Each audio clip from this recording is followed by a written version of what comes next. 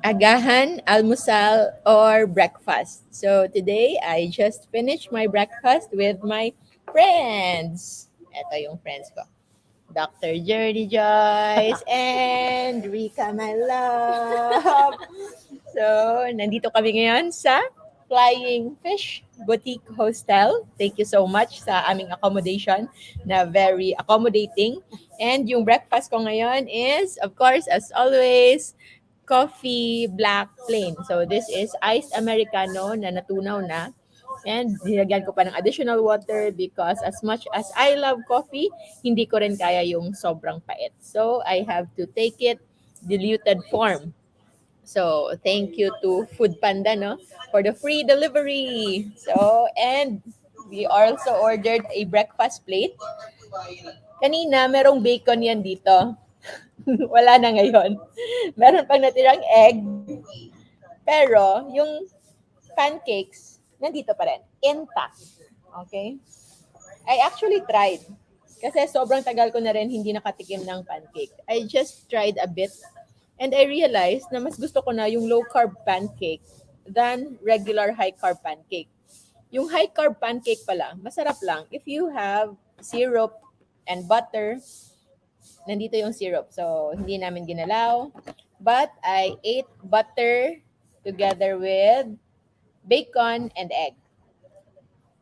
So, it's fats on fats on fats. So, I understand kung meron sa inyong takot kumain ito because of course, kailangan nyo talagang matakot. Especially if you are eating this together with the pancake, together with the sweets, together with the syrup.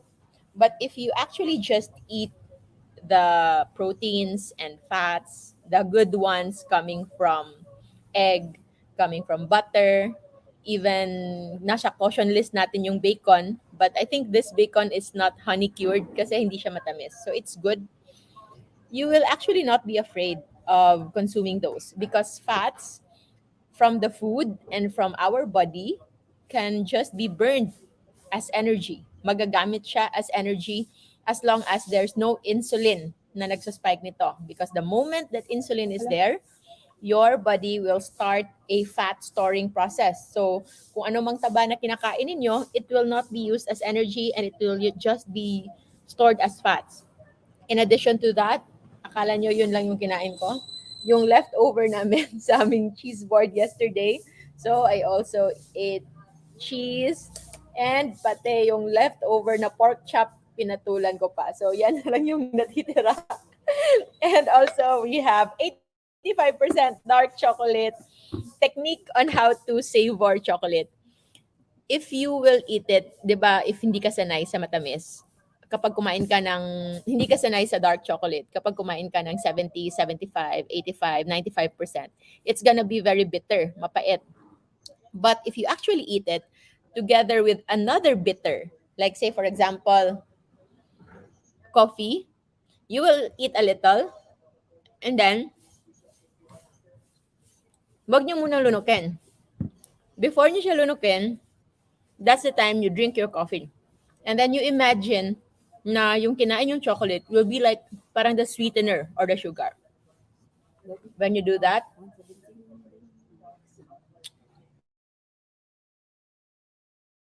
that's the time. May, may follower din.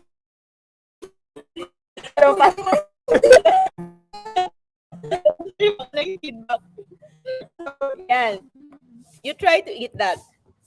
Kahit yung mga low carb goodies or anything, before you swallow, sabayan nyo ng kape. That's the best way to drink coffee.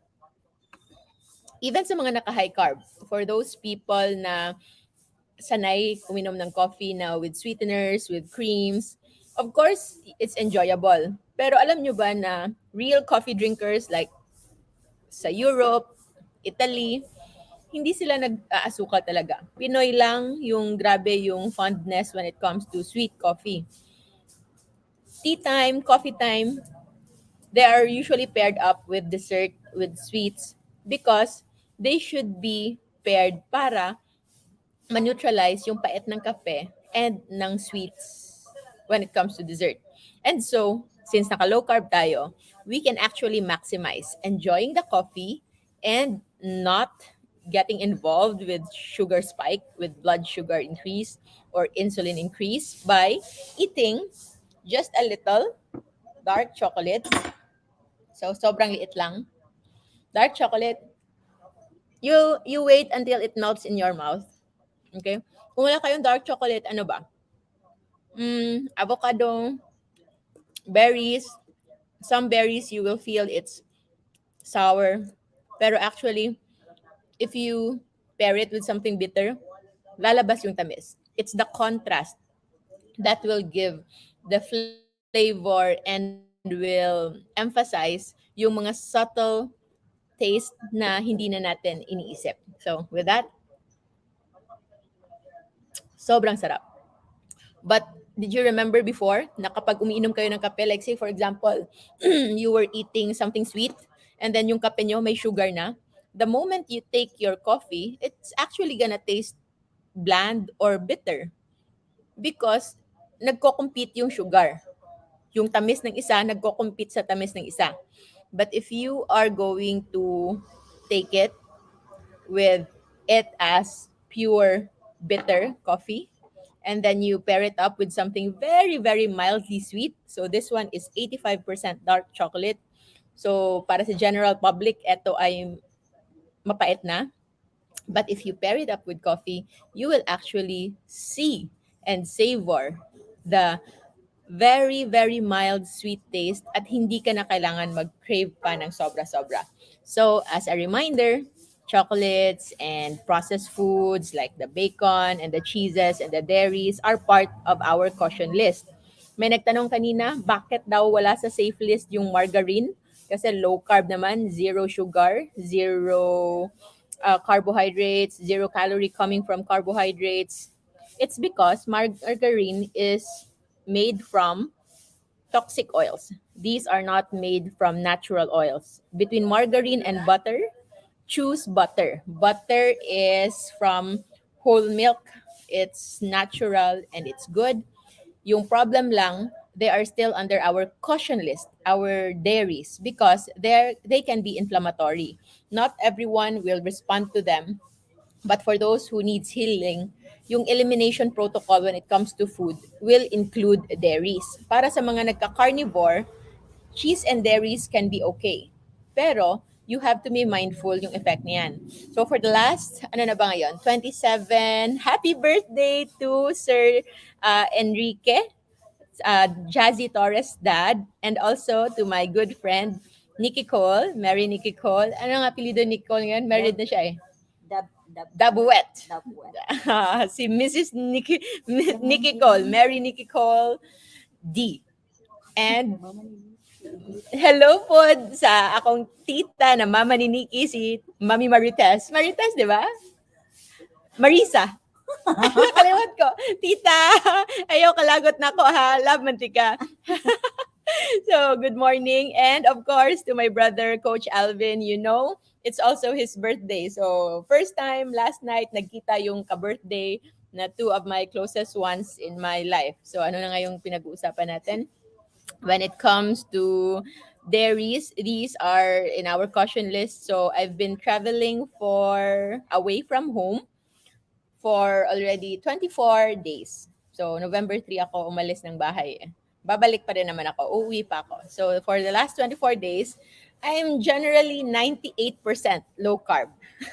But it's out of that 98%, let's say 48% nasa caution list. I've been consuming a lot of cheese and dairies, especially in Dubai and up to here. Yung cheese and dairies galing pa rin to sa Dubai na hindi pa rin naubos. And look, meron akong tagihawat. So, hindi talaga ma-deny.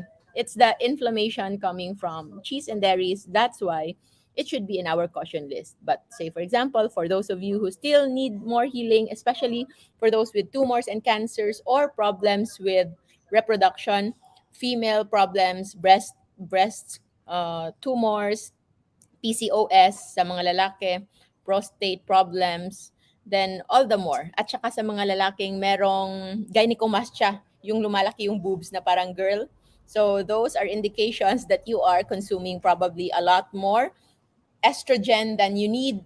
And kung hindi man kayo kumakain ng cheese and dairies, try to look into your soy intake, soy product intake, soy sauce, soy milk, tofu, because those contain phytoestrogen. And phytoestrogen can mimic estrogen. It's a plant-based estrogen that can also jeopardize. Nandiyan na ba yung sundo natin? So we will be going na in a short while. So I think that's our breakfast for today. Ano yung breakfast nyo? Kindly share it in the comment section. You can post your breakfast and we will see how we can possibly improve it. And for those naman who is always sticking to the safe list, congratulations. And I hope that you are healing well and enjoying the journey well with your family and loved ones. So, yun lang muna for now. I'll see you again next time. Bye bye, bye bye, bye bye, bye bye, and bye bye. Goodbye, everyone. Remember to stay low carb so that we all stay safe.